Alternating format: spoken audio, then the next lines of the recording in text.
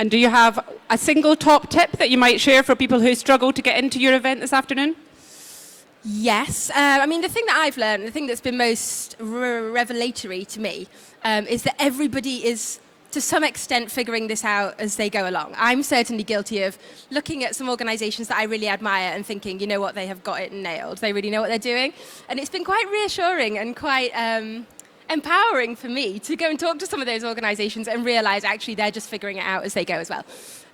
So probably my top tip actually is, if there's somebody that you really admire, that you look at their fundraising and think they're really doing exciting things, go and talk to them about it. Because I found, without exception, that people were so open to sharing what they were doing.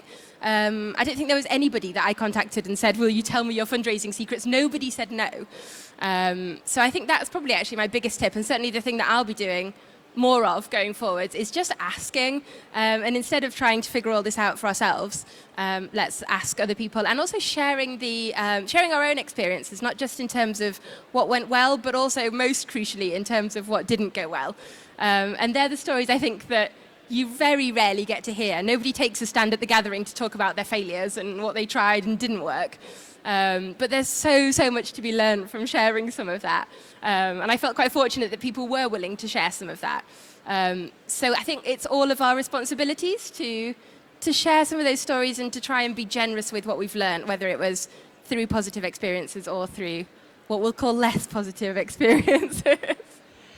So you're also quite unique here at the gathering because you're from an arts organisation. The majority of people here are from charities. And I don't know if charities and arts organisations really do talk to each other that much. So now you're working for an arts organisation. What kind of bit of learning do you think charities can take from the arts sector?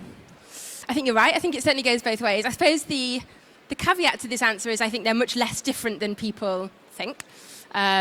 Certainly I felt going into an arts organisation that it was a very big change of context. And actually, although the context is different, much of the practice is quite similar. Artists and creatives, as you would imagine, tend to be quite good at communicating quite creatively with people, sharing insights into what they do really well. So there's a very long history in the arts of inviting people to opening nights and to see behind-the-scenes things. When I started at Macroberts Arts Centre, my most exciting thing was seeing the read-through for the panto, because it feels like seeing the behind-the-scenes secret things that you never normally get to see.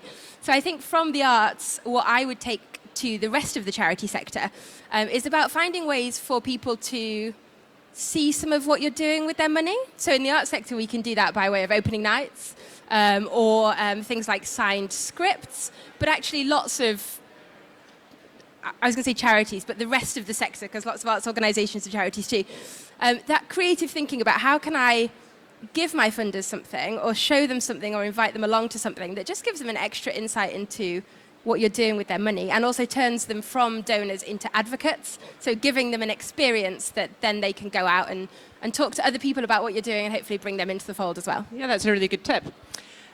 So, as I said before, you're a Clore Social Fellow for this year. You're 6 weeks in. Do you want to tell people who maybe don't know what a Clore Social Fellow is, what it's about?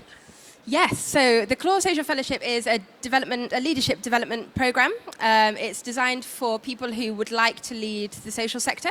There is an arts programme as well, but I'm doing the social fellowship. And it's a year's worth of supported training and development. It's an application process. You apply and then you go for interview and you talk about what you would like to do, the change you would like to see in the sector. And once you're accepted, it's an annual intake, so there's 24 of us this year.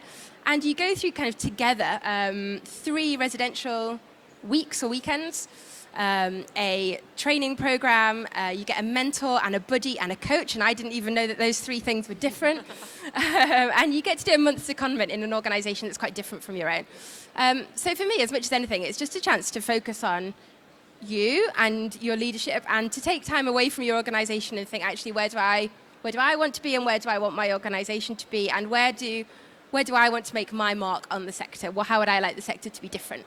So as I say, it's an annual programme. I'm absolutely loving it. And it's a brilliant way to meet some amazing new people and to just, as I say, just think about what you'd like to do and how you can do it more effectively. Yep, and you can read a little bit about what Kathryn's learning through Clore and TFN, which you should have all got in your delegate bags. So your Twitter profile describes you as a coffee drinker, a feminist, and a runner. What comes first? Certainly day to day, coffee comes first every single time. They're all quite different for me. Running is my mental well-being thing. There's loads of mental health organisations here. Running is my release, my way of switching off my brain. I guess coffee is the opposite, my way of switching myself back on again. And feminism is the core of my being and the thing that I believe in and that shapes everything else that I do. Hopefully to a lesser extent than coffee does. So shapes everything else that you do, such as Sterling Soup and The Curious Thing. These are some of Kathryn's other interests, so tell us about those.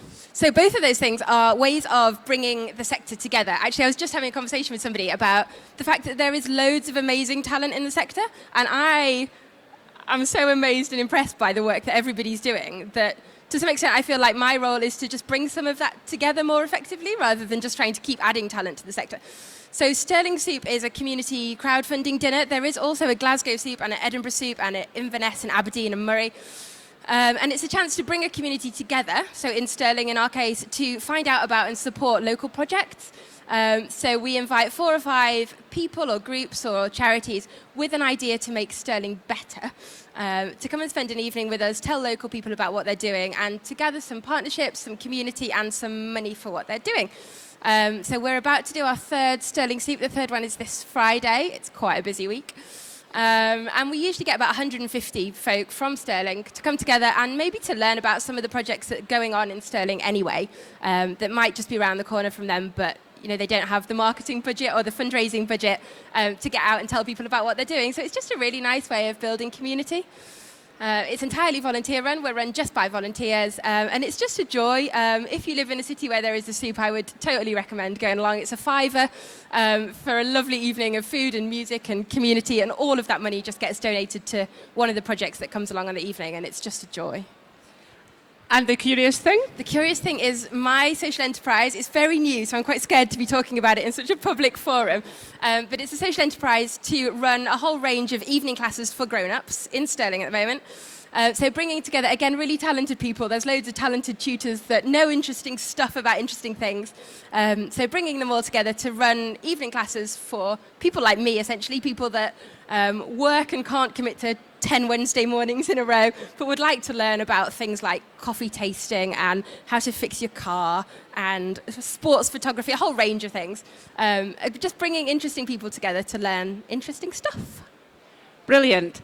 So that's pretty much it. But although Kathryn's event is actually booked out, you might be lucky if you haven't booked a slot. So when is it and where is it? I knew you were going to ask me that, so I'm just quickly grabbing my bit of paper. It's at 3 o'clock. It's called Innovation in Fundraising, and it is in CS, which is the Karen Suite. And if you don't get in, you might still be interested in Kathryn's report. In which case, there is a downloadable version of the report. So I've got hard copies to give away in my session. So if you're coming to that at 3 o'clock, you'll get one then. If you're not or you can't make it, I've got business cards here, which have a link to the downloadable version of Innovation in Fundraising. It's completely free and completely open access. So if you would like to see it and aren't coming this afternoon, just come and grab me now. Brilliant. Thank you very much. Thank you. And thank you all for listening. If you want to hear Margaret Aspinall, do come back at 2:40 when TFN Live will be interviewing her then. Cheers.